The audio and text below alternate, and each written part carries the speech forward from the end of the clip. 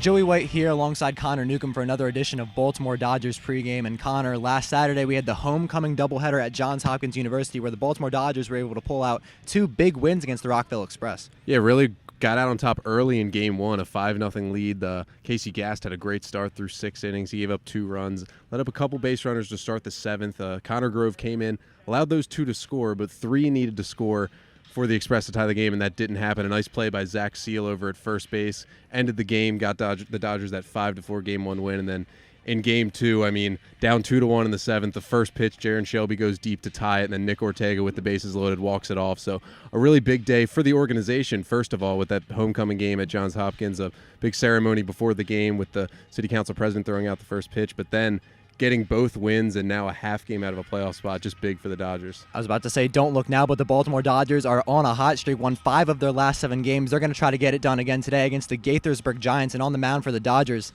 another familiar face, probably the best pitcher on this staff so far this season, if not in the Cal Ripken League, Josh Hedgeka. Yeah, I'd definitely say he's probably the best starter in the league right now, an ERA that's sub .7, I think .64 ERA right now for Josh Hedgeka. Obviously, that's the best one in the Cal Ripken League. He'll make another start today, although his last 2 appearances came out of the bullpen really against the Redbirds last week. He pitched the final 3 innings of that suspended game against the Redbirds. Got a little unlucky when the Dodgers lost the game, but then he came in the role he played for Johns Hopkins this season, which was the closer role. Came in, got the save in that Game 2 win for the Dodgers against the Redbirds, so he'll be back on the mound today. And the Dodgers have come to expect at least 7 innings, 8 or 9 strikeouts from Josh Hedgeka, and not many runs, so he should give him a good chance to win today. On the other side, the Giants are throwing out Alexander Klitzis out of Texas State University, so that's going to be a solid matchup there, a guy who's making his second start this season. Yeah, he's made 6 appearances, 5 of them out of the bullpen so far, and he's got a 4.80 ERA.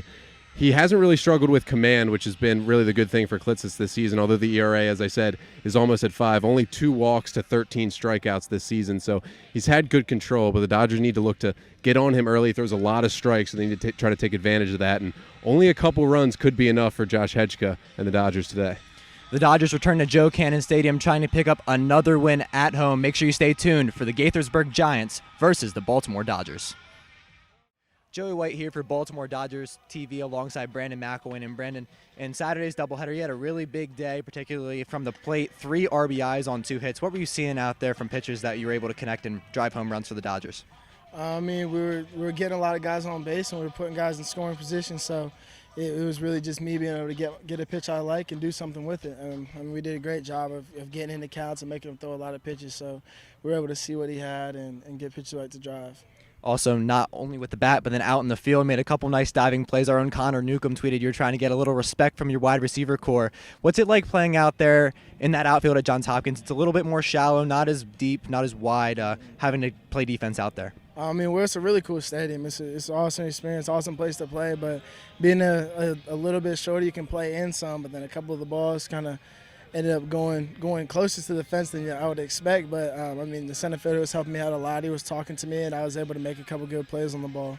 Now in that second game, rounding first base, seemed to have tweaked your hamstring a little bit, had to get pulled for a pinch runner. How are you feeling right now, and what are you feeling like for the future? I'm pretty good. It feels good. It feels I can play, I can go. It's just a little tight right now, so it's really just going day by day and seeing how it feels every game and see if I'm going to be in the field, DH, or what I'm going to do for the day.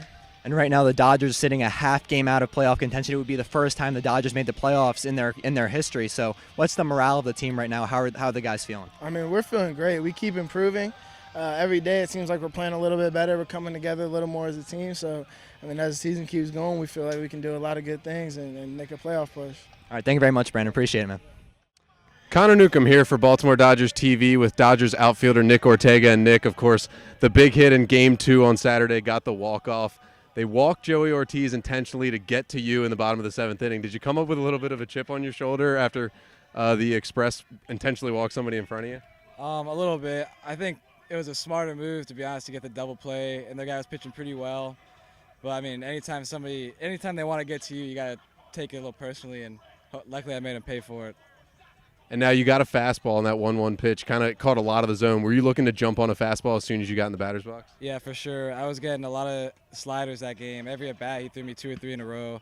So I was just going to take the slider and then hit the fastball if I got it. It was right there for me. Put a good swing on it. So you guys swept the doubleheader Saturday. That's 5 wins in your last 7 games. Now only a half game out of a playoff spot right now. If you guys keep it rolling and be the first playoff appearance for the Dodgers in team history, what's kind of the mood around the team as you guys are really starting to put some wins together? It's really upbeat, and we're just really having a good time out here. Like I said earlier, we won 3 in a row that hit a little slide, but taking the doubleheader, getting the off day yesterday, I think we're ready to go tonight. It'll be a good day. And then you guys send Josh Hedgeko to the mound again today, who's really been the best starting pitcher on this team and arguably the best starting pitcher in the Cal Ripken League this season. What's the confidence behind him and in the lineup with him on the mound? Yeah, Josh is a stud, so anytime he's on the mound, we're very confident behind him, and he works quick, so we make plays for him every time, and we know he's going to do a good job no matter what. And then finally, that walk-off on Saturday, where does that kind of rank in your baseball moments of your career so far? That was a pretty big one. I really don't have many walk-offs, so I appreciate that one for sure. Thanks, Nick.